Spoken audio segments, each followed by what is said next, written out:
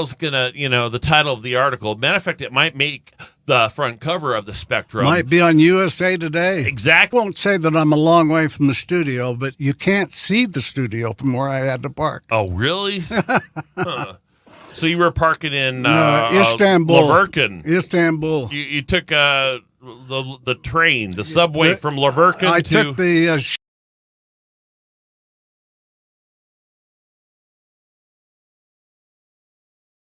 I forget. Stop. I know that's. Leave that on. I know. All you do is you turn this down, which turned off the radio. No, let's. Yeah, so.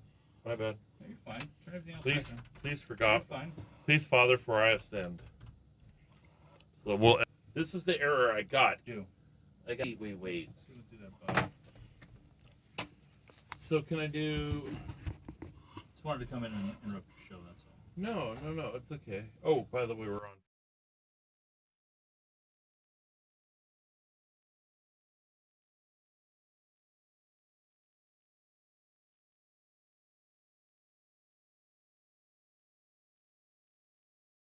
Where are Speedos? Yeah, exactly.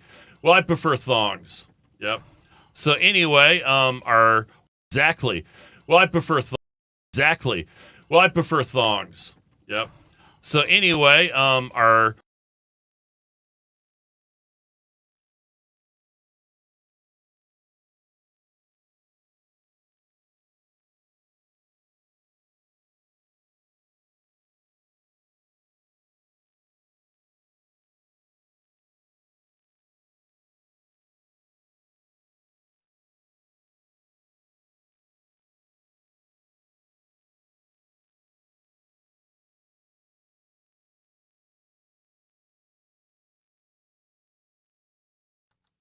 I didn't think that water park was actually ever going to happen. It is. They broke ground for it yesterday. Are you serious? No. Yeah. Okay, so where is it at? Because I went out driving to look. Is it? It's on Middleton. You know what Middleton Drive is? Absolutely. You know where the old par 3 golf course is?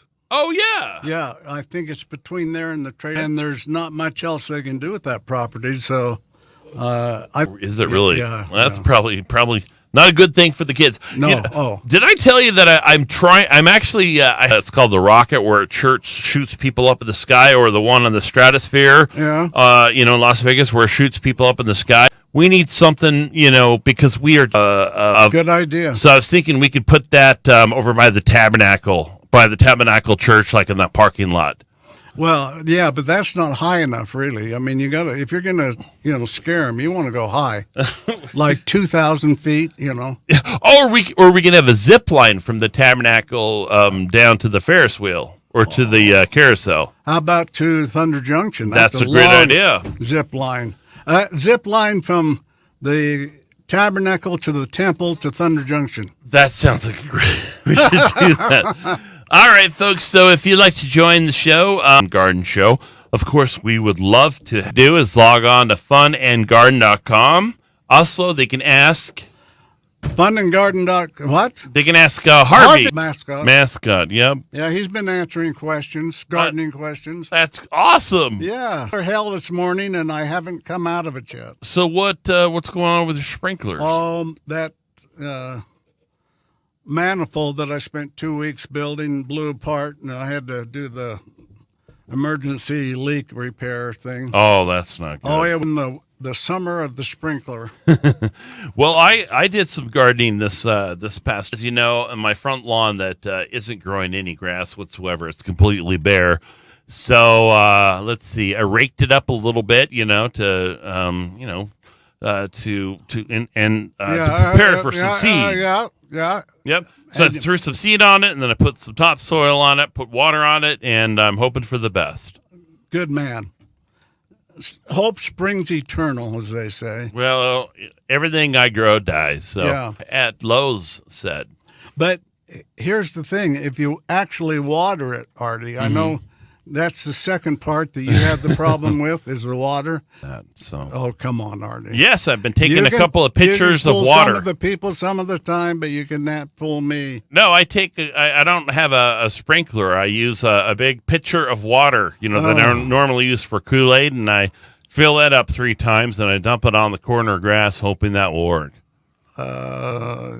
Well, what's on the show today? Well, we're going to talk about several things. The number one thing is Three Sisters Gardening. Okay. There's Larry, Curly, and Mo. Really? Yeah. There's Daryl and my other brother Daryl. You remember that? Absolutely. Was that the Bob Newhart show? Yeah. Or was that Newhart? No, I don't know. There's two of them. I think that was from Newhart. He was great. I loved those guys. Awesome. Three Sisters Gardening is an old thing. It goes back, believe it or not, to the Native American Indians. And what they found in their simplicity, their do some things that would improve their gardening. I mean, they didn't have the best soil in the world or the best irrigation and so on. Okay. So they found a way to put varieties of plants together. Did they? For the benefit of all of them. And what they did was, first of all, they planted corn, and they'd wait for it to get 4 or 5 inches high, okay? Mm-hmm. And then they would plant beans, okay? But the one thing about it, you can't plant bush beans because bush beans don't climb. You have to plant pole beans. Pole beans is what you need to grow. And then when they would start to sprout and germinate, they would start to climb up the corn, all right? And then they would plant squash. And they would plant all three of them in a mound. One thing you have to do with this type of gardening is you have to keep the mounds quite a ways apart. You got to leave some room. So why is that? 3 or 4 feet, because they need room to. The squash has to have some room to spread out and to grow because it's a low grower. Goes up and becomes a scaffolding. Climb up the corn, and they actually stabilize the corn. If there's windstorms and those kind of things, it spreads out and grows. Thing. I've never done it personally because I grow beans and I grow squash, but I've never grown corn. But and there are some varieties of corn and beans. And by the way, perfect. Yeah, beans give you protein and squash gives you a lot of vitamins and beta carotene and so on and so forth. So if you're interested in that, now this took place mainly in the southwestern part of the United States. So New Mexico and Arizona, those were the places where the Indians, the Navajo and the Hopi Indians grew this kind of thing. And there's some information on it. And it's kind of fun to try those things sometimes. Cool. You know. No, that's a great idea. Yeah. And there's also, as part of the Three Sisters program, there's a certain pattern that you're supposed to plant the corn and the squash and so on. And there's certain spacing that you leave between them and so on. Mm-hmm. And it gives that on the web too. So that's kind of neat. That's exciting. That's a good idea. Yeah. As far as growing corn, you think corn for the late summertime, yeah. It's and too Walmart. Late for corn.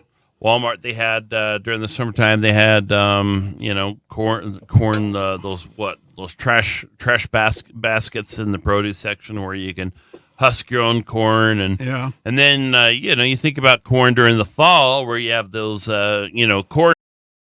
They put a couple of tablespoons of sugar. Little story. My son lives back in Iowa, and driving along, we went back there. And when you're driving along, their corn's like 12 feet high. Oh yeah, I mean, it's unbelievable. During the recession, I drove a semi truck. That's the only job I could find. And it was so interesting to go through the different parts of the nation with what they were growing at the time. Yeah. And when I got to Iowa, yeah, there was cornfields everywhere, and it was just mesmerizing. It just went on and on and on and on. Yeah. And so anyway,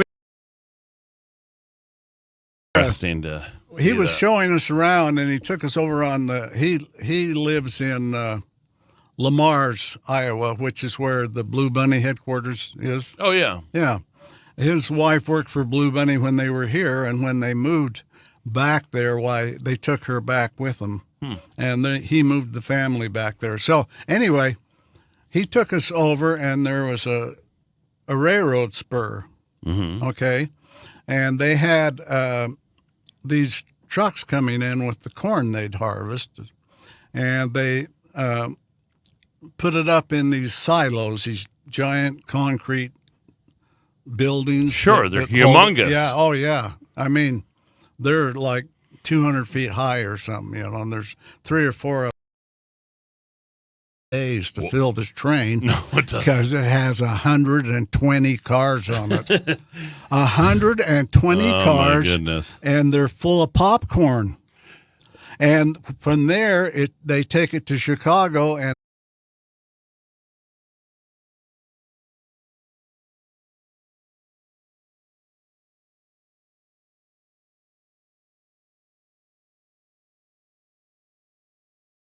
factory, gets a couple of train loads. I have part of my family that has the gluten problem, the celiac.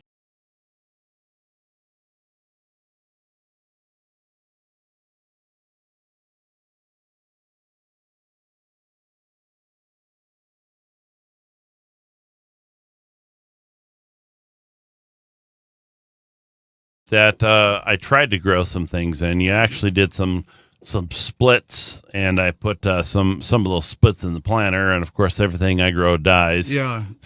This would be a good time to kind of start over and try the bulb method. Right. Okay, so and then I'd be watering for the next 4 weeks or so until it starts to freeze, or keep it damp. Yeah.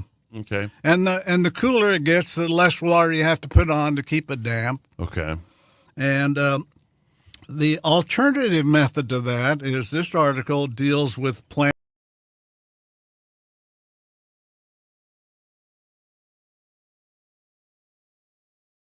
And it even suggests that you pack them in there pretty tight, and then you put a couple of inches of soil on them, mm-hmm. and then you put them in